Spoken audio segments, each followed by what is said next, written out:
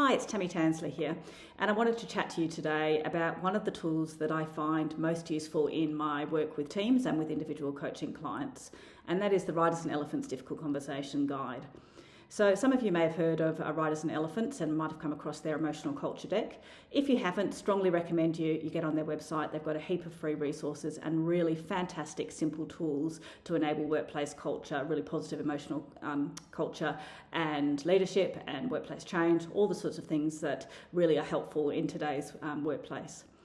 But today I want to talk to you about the Difficult Conversations Guide, and how I particularly use it is usually on my one-on-one coaching with my one-on-one coaching clients. It is a fantastically simple tool, but so very, very powerful. And it has 3 different phases to it. So most of us, when we're thinking about difficult conversations, if we plan for it in advance, really think about what is the content that we want to have in the conversation. And most of us, if we've been around, are pretty good in terms of the clarity of the message, thinking about how that message might land, using the appropriate language and so forth. What makes this guide a little bit different is that it thinks about, before you get anywhere near content, thinking about how do I want to feel in that conversation, and what can I do to enable myself to feel whatever it is that I want to feel.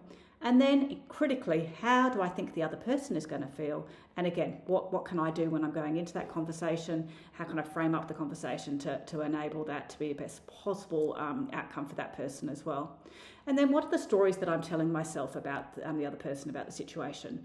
Really, really important, because if we don't kind of interrogate those stories, we can often go into these conversations with a particular energy or a particular attitude or tone or vibe that is just not helpful. So really lovely sort of piece of pre-work that really kind of helps interrogate how you're showing up to the conversation.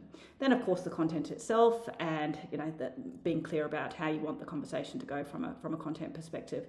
And then really beautifully, a bit of at the final stage is the reflective piece. So how did the conversation go? Any follow-up you need to do in terms of the relationship? What would you do differently next time? What went well? What didn't go well?